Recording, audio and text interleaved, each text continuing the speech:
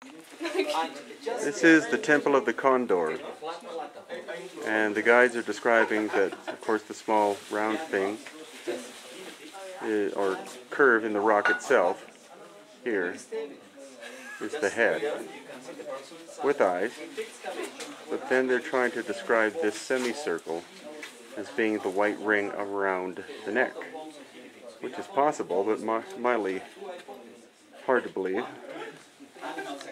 That leads into this cave.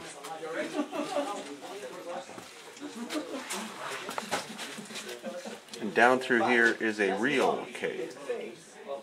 Too wet for me to go through.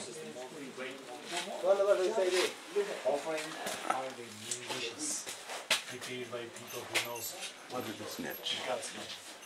Cook is one of the impressionable leaf. As long as they're not too wide. So be careful. Well, I think so, because this is one thing with the garbage trees. So be careful, huh? Well, yes, please. Don't touch the rock. And next time I want to have nothing to show. No.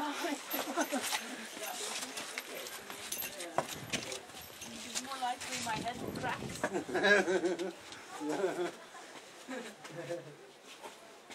That's right. Yeah.